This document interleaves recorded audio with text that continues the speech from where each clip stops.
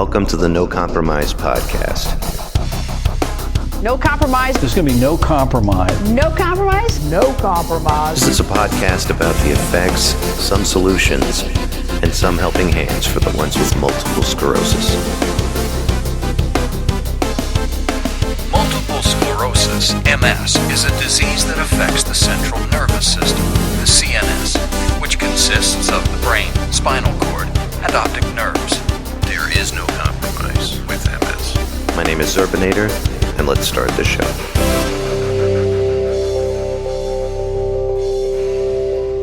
So here we are, and welcome to the very first episode of No Compromise. This is a podcast, of course. And what is a podcast? It is an edited version of a radio show. And thank God for that, because if you could hear what it really sounds like without me editing, it's quite amusing and quite embarrassing, and I sure make a lot of noises and say a lot of words that I normally wouldn't say when I go to church on Sunday. Today I'm going to talk about how I want this show to work for you, the listener. I want this to be like an introductory show so you understand what I'm trying to do. I'm not too sure what I'm trying to do, but I can tell you what my ideas are. I would really like to do a show that shows the possibilities of what you can do when you have MS. I like to interview some people that are accomplishing things that I can't do or things that I would like to do and how they got to that level and how it could help me get to that level myself. I would like this show to cater towards people with all types of MS, along with people who do not have MS and just want to learn a little bit more about it. Maybe a family member or a loved one or a friend. Loved one or friend, because they're both the same, right? If you have a friend, you love them. Maybe you're just acquaintances of MS. You never know. Of course, you could have friends that you really don't even talk to who have MS, or you have somebody that you see down the street who has MS and you want to know what to look out for. At any rate, there's 4 types of MS.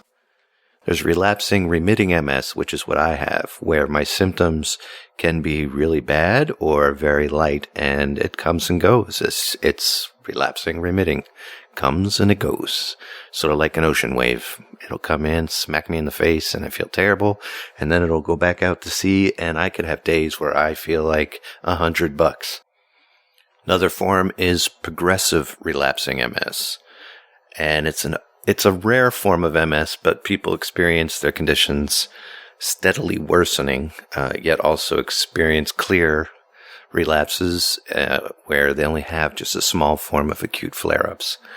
The difference between relapsing remitting and progressive relapsing is that there is always a continuing progression of the disease.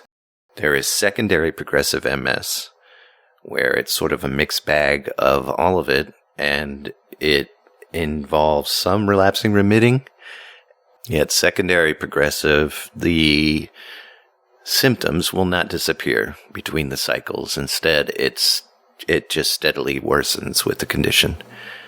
And the heaviest form of MS is the primary progressive, where it's just a very thick version of the symptoms as they progress worse and worse. And the hardest MS to go through, I would definitely imagine. So what I share in this show is a guideline for basically myself, what works for me. And I want that to be very clear. I'm not a doctor. I don't have cures for anybody. I have little buckets of M&Ms that taste really good when you don't feel good. And that's what I plan to give you. One M&M at a time. And I really hope it helps. That's the goal of this show, is to interview people that have it and are achieving incredible things. Talk with people about it and let them share things that help them feel better, and share some of my own stories that feel better. So since this is my introductory show, I figured I would just tell you a little bit about me and what I experience. Let me tell you a little story. Let me put some music in the background to make it moody. And believe me, I want to make this show as fun as possible, covering the topic of MS, because if it's depressing at all, I swear to you, I'm just going to walk into the lake out there until there's no bubbles. I'm just saying. But here we go. I got diagnosed with MS in 2004. My wife will probably argue with me about that. But it was 2004. And when I found out what it was, I was relieved and scared to death at the same time. The reason I was relieved is because all the way back to about 11 years old, which had been 1981. And mind you, I am 25 now. That's not true. I'm 45 years old. When I was 11 years old, I had a problem with tremors, and the way I found that out was my father had a cup of milk, and he was convinced that me and my brother were lying about something terrible we did. And to find out who was telling the truth, he became wise to the fact that milk would show vibrating fingers, because if we were lying, we were shaking. This is my father's parenting skills. And so I put my fingers in the milk, and I shook like a leaf. But I realized that it wasn't just there. I went to school and I had trouble writing because I shook like a leaf. My handwriting was terrible. Always getting bad grades and yelled at because my handwriting would start off so neat and then end so sloppy. Like I would start a paragraph and my handwriting was perfect. Towards the end of the paragraph, it looked like crap. And they thought it was laziness. They thought it was, I just didn't care. And at the time, that's what I thought too. I had to put something on it. Didn't sit there and think to myself, they don't realize there's something physically wrong with it. I didn't know anything about that. I figured it was just, I didn't care. I was like, yeah, I don't care. School, man. I want to live and rock on and not being held down by tyranny of teachers. But the truth is that I feel that I was starting to deteriorate back then. And it makes sense now, because if I am filling out a form or something for work, or if I'm working on a time sheet I work 2 jobs, I can feel my hand tiring out as I'm writing. And that's part of what is me.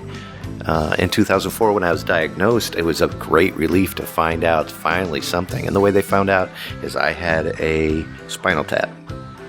And that's where they saw the evidence of whatever doctors are really good at. Again, I'm not a doctor. Had an MRI too, and there were lesions on my brain and lesions on my spine. And I think there was, I can't remember the count. Memory's another fun thing you'll be hearing throughout these shows. I'm going to sit here and be like, and that's what comes with it. And you get used to that. So in 2004, after being diagnosed, I was prescribed the Copaxone drug, which is a shot that I take daily, which I was not ready for that, but now I'm really used to it. Shelly, my wife, gave me my shots first, and that went on for about a year, and then I started doing it. I have an auto injector. My wife does better without it. She just shoves it right in there. I had troubles with the shots at first, where I ended up with, I have 2 scars on my body, one on my leg and one on my arm. And that's when you learn that you should really clean the area before you take a shot. I have a friend of mine who experienced a really bad reaction to the shots, where his stomach all the way down to the groin area, it was a stomach shot that he took, he's suffering really bad bruises. And I'm not quite sure what causes that. I hope to actually interview someone from Copaxone who will tell me about that. So keep your fingers crossed. That'll be an exciting episode, I'm sure. And I'll try not to make them feel like, look what you've done to me, because it was my fault. I did not clean the area. So if you are taking shots, clean the area. Please clean the area, because you'll end up with these welts, these concave areas that where your skin is just a mess. And I have 2 of them. And you know what's cool, though? I tell some of the kids that come up and go, what's that? And my granddaughter, she'll point, what happened to your leg? I got shot because I didn't do what my parents told me, and they had a salt gun, and that's what happened. No, don't do that to your kids. That's terrible. So I've been taking shots since 2004, 365 days a week. Of course, you forget them once in a while. And that really you can experience some downtime if you forget a shot. I'm sure some of you experience that. Or there's days you just don't feel like taking a shot, and you've calloused up the areas that you're going to take a shot, and you'd like to take a break. I don't suggest it, although I can understand it. I've done it myself. I did it yesterday. I didn't feel like taking a shot, so I'll pay for that later. This time of year, it's the heat. The heat will make me drag. And I do have some goodies to get rid of that. There is, of course, air conditioning, which is wonderful. Stand in front of it, let it blow on your face. That really helps, especially in the extreme heat and humidity. Air conditioner would minimize a lot of symptoms of the MS if you have the relapsing remitting all the way up to probably progressive. It'll probably make you feel much better if you just plop yourself in front of it for maybe 3 minutes and just be like, ah, feels good. If you have a prescription, by the way, it is tax deductible for your air conditioning. If you get yourself a prescription for air conditioning, because it is a big helper for MS. Another thing is cooling vests. I have a cooling vest that I got from the MS Society a couple years back, and it is wonderful. I shove like 6 ice packs in the front, and then in the back comes another set of 4 strips of ice packs go down the back. It's pretty close and tight to my body, so it's very, very comfortable. And I can wear it under a shirt. The only thing is it on sometimes when I wear it, I look like I'm on crack. I'm just like, and it's, I feel great, but at the same time, like, hi everybody, how are you? And it's weird to get out of that type of thing, so you have to be careful with it. I wear it to work if it's really a bad hot day and there's no air conditioning at work. Neck wraps, the bandanas, put in cold water around your head. These are things that help. With the heat, ice drinks, like big glass of iced tea will help out. Put the ice in there.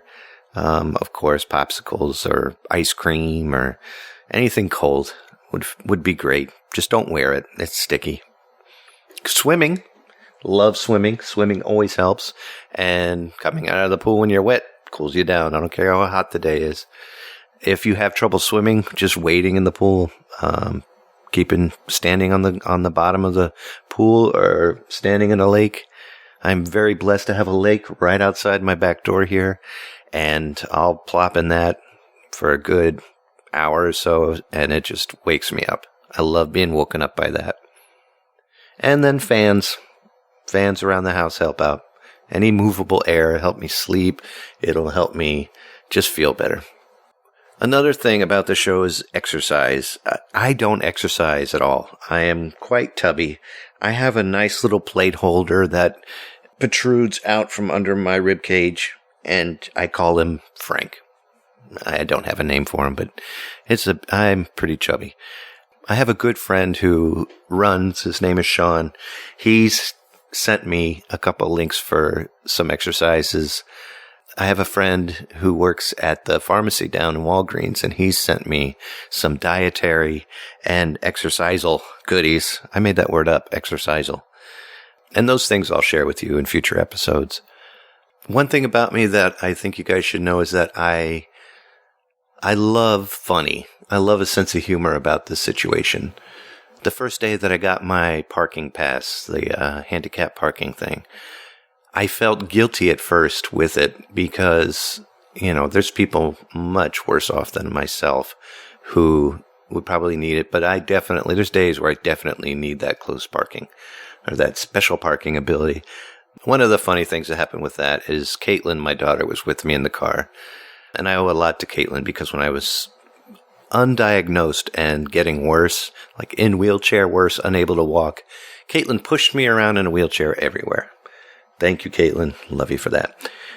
We went and parked with my new parking sticker, and she jumped out of the car all excited and went running into the store. And that made me laugh. So I tried it, jumping out of the car and running, and I tripped. And she laughed and pointed. And that kind of stuff I love. That doesn't bother me at all.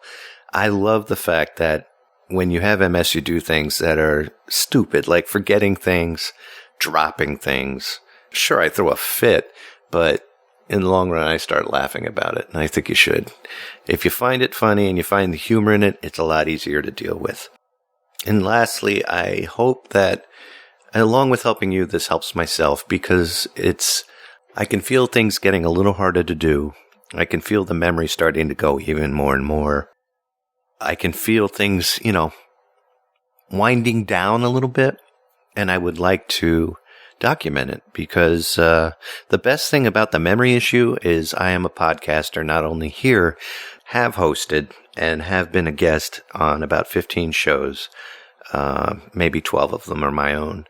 And I love it. I love podcasting. And there are days where I'll listen to some of the old shows that I've done and I have no memory of them. That I love. It's like listening to the show for the first time. And sometimes I'll hear them and think I'm an idiot. And other times I'll think I'm a genius. And that's fun. So this is for me to listen to in the future as well and see how I'm doing and compare notes. And I'll do this show as long as I can. And we'll see how it goes. And I really hope that I can help you guys out as much as I'm helping myself out. So, in the future, I plan to have a guest on every single episode, and it won't just be me blabbing, unless I can't get a guest, and I'll tell you what's going on that week.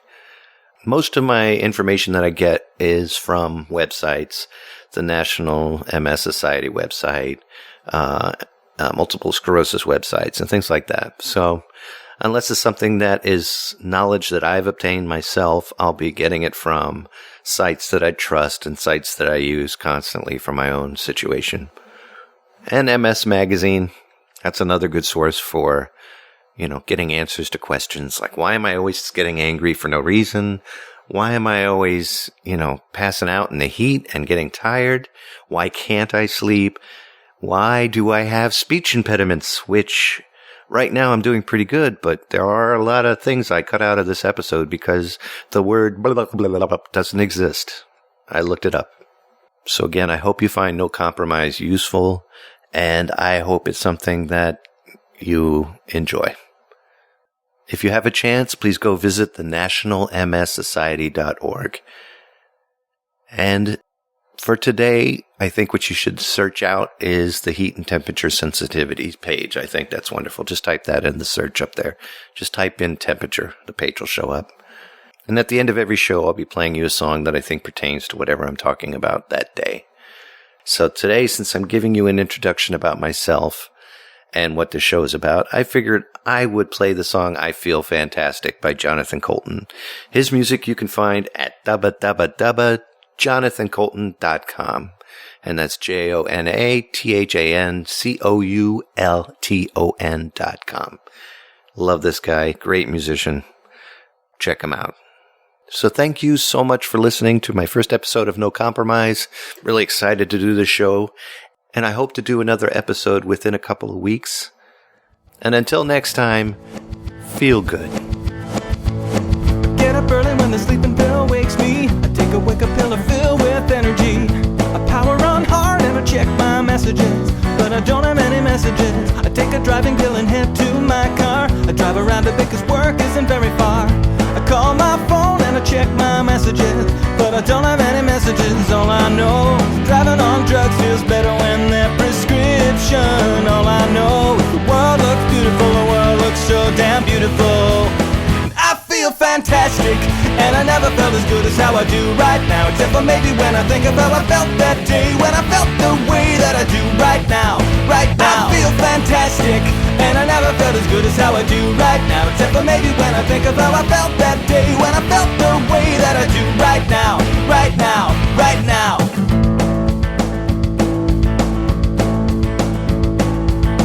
Work is anything but quiet these days. I try to mitigate my concentration haze. I can see the day unfold in front of me, so I take the stairs and hit the gym. The phone is ringing when I get to my desk. Well, plus the stinging's now a sharp pain in my chest. So I take a call the next and just chill. And then it's time for lunch again. All I know is work is easy when you don't stress out about deadlines. All I know is to take my medicine. I always take my medicine. I feel fantastic, and I never felt as good as how I do right now. Except for maybe when I think of how I felt that day, when I felt the way that I do right now, right now. I feel fantastic, and I never felt as good as how I do right now. Except for maybe when I think of how I felt that day, when I felt the way that I do right now, right now, right now, right now, right now, right now, right now, right now. Sometimes I'd like to slow things down. Enjoy the moment. When I look, the moment's gone.